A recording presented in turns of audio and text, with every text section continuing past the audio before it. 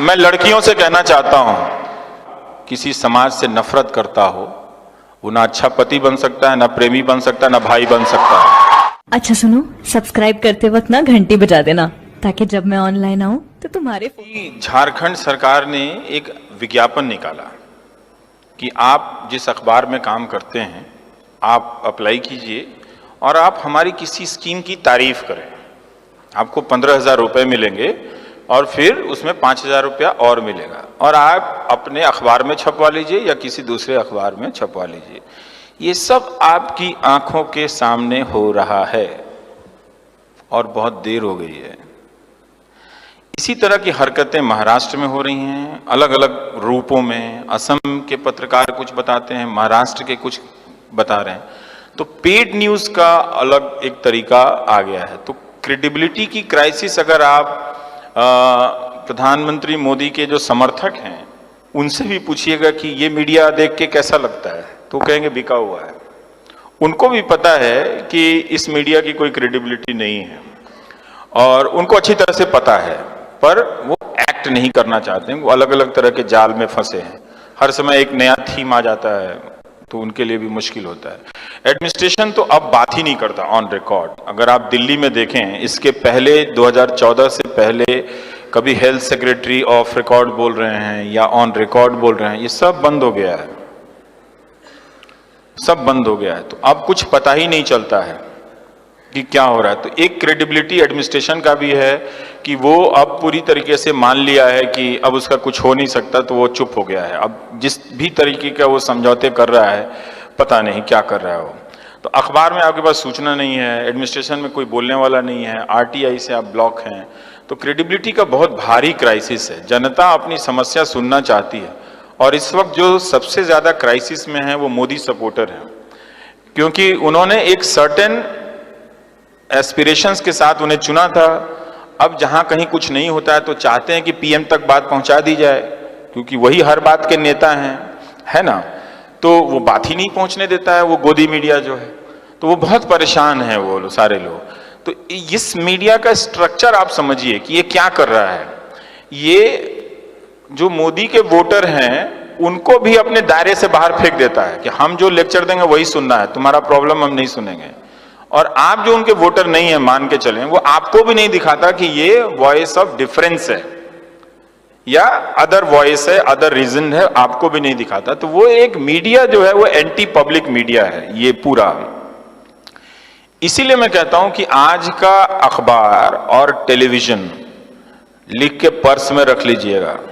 देर हो गई है वैसे बहुत, अब आप कुछ कर नहीं सकते हैं। भारत के लोकतंत्र की रोज हर पल 24 घंटे हत्या कर रहा है, उसका कीमा बना चुका है वो पूरी तरीके से अखबार और टेलीविजन। अपवाद स्वरूप कुछ पत्रकार बहुत अच्छा काम कर रहे हैं, खासकर हमारे समय में आप लोगों में से पता नहीं कितने लोगों ने नोटिस किया होगा, कुछ महिला पत्रकार बहुत ही शानदार काम कर रही हैं। वो अपने जोखिम पे, उनके पास बहुत अच्छी नौकरियां नहीं हैं, अपने सेविंग से वो लोग काम कर रही हैं। तो जर्नलिस्ट कब तक अपने दम पे काम करता चला जाएगा जब तक आप खड़े होकर पत्रकारों के सपोर्ट में नहीं आएंगे, एक अच्छी मीडिया के सपोर्ट में नहीं आएंगे, बहुत सारे सवाल छूट जाएंगे। और आप एक पैटर्न देखिए, मैं इसको इवेंटोक्रेसी बोलता हूं। हर हफ्ते एक नया इवेंट लॉन्च होता है। वो प्लास्टिक वाला इवेंट तुरंत फेल हो गया। पता क्यों फेल हो गया टीवी पे? क्योंकि क्लाइमेट वाला मामला था। उसमें अगर आपको रिसर्च करना पड़ता, उसमें बच्चे आते, फिर लोग दूसरे तरीके से बात करने लगते और आपको उस इंडस्ट्रियलिस्ट को क्वेश्चन करना पड़ जाता जो जिसके पैसे से सरकारें बनती हैं। तो वो 2 मिनट में बंद हो गया, वो प्लास्टिक वाला इस्तेमाल वाला टेलीविजन से। लेकिन कश्मीर आ जाएगा तो ट्रक पे लिख के पढ़ लिया है न्यूज एंकर, घर आ रहा था तो देखा कि दूध मांगोगे तो खीर देंगे, कश्मीर मांगोगे तो चीर देंगे। अरे ये वाला टॉपिक है, चलो इसी तरह से करो। आप उस डिबेट को ध्यान से देखिए, ध्यान से देखिए। मान लीजिए कि आप मोदी समर्थक ही हैं, क्या वो उस डिबेट में आपको तरह तरह की सूचनाएं दी जा रही हैं? एक समर्थक का भी अपना एक सेल्फ रेस्पेक्ट होता है ना, कि वो चीजें जानना चाहता है। तो क्या वो मीडिया आपको ढंग से बता रहा है, आपका सेल्फ रेस्पेक्ट बढ़ा रहा है? वो दरअसल आपको इंसल्ट करता है रोज कि आप उनके वोटर हैं, आपको गलत बातें बताकर, झूठ बातें बताकर लाल रंग का टांग देगा।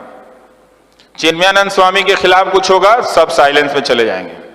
आजम खान के यहां बकरी पे भी केस होगा, घंटों घंटों बहस होने लगेगी। तो वो आपको हमेशा एक अपने पड़ोस के मुसलमान को वो हमेशा दुश्मन के रूप में देखना सिखा रहा है।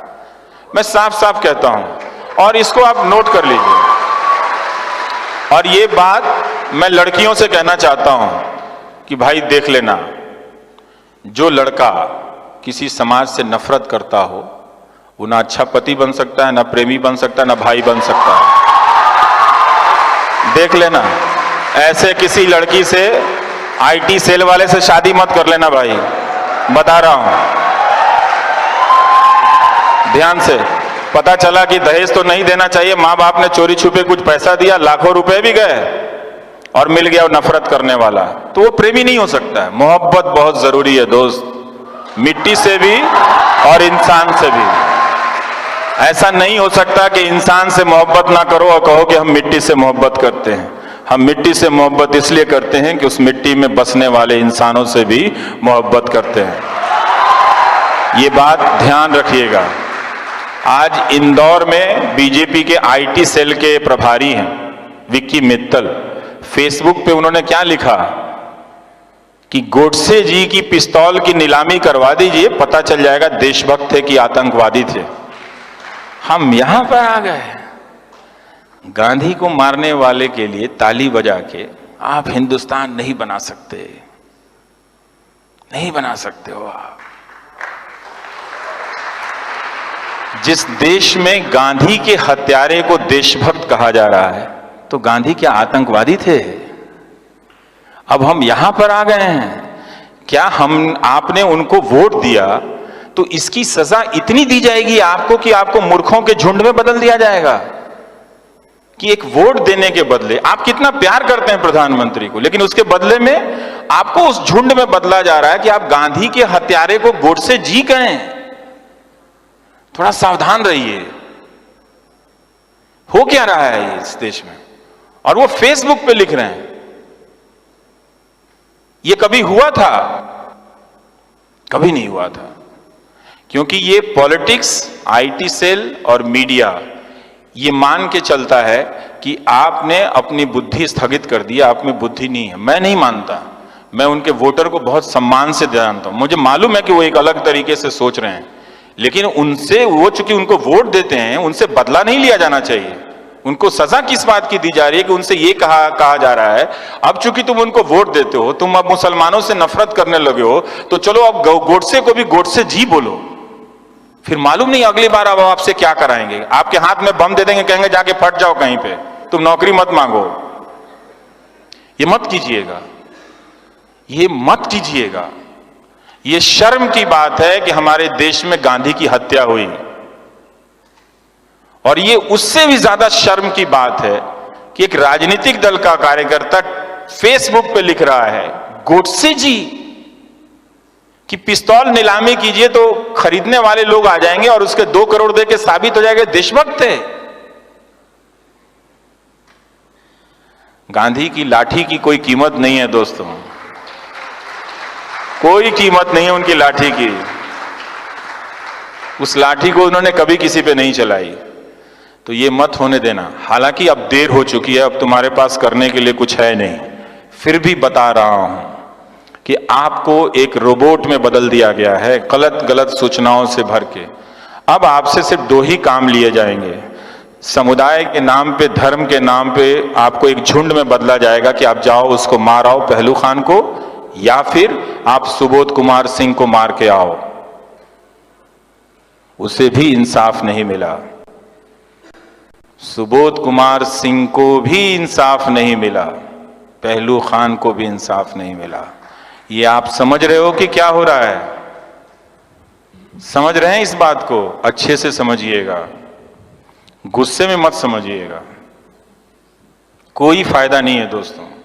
इसलिए आपका मीडिया जो है, मैं थोड़ा भटक के कह रहा हूं, कहना जरूरी है, फिर मौका नहीं मिलेगा आपसे।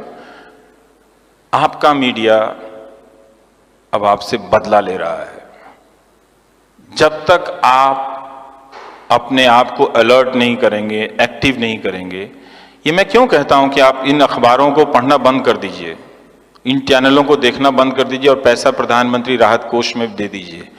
ये मैं इसलिए इस उम्मीद में कहता हूं कि आप दबाव डालेंगे तभी मीडिया स्वतंत्र होगा, तभी मीडिया स्वतंत्र होगा। और एक बात जान लीजिएगा, मीडिया की स्वतंत्रता हमसे अपनी नौकरी के लिए नहीं कह रहे हैं, आपके लिए कह रहे हैं। जब मीडिया नहीं होगा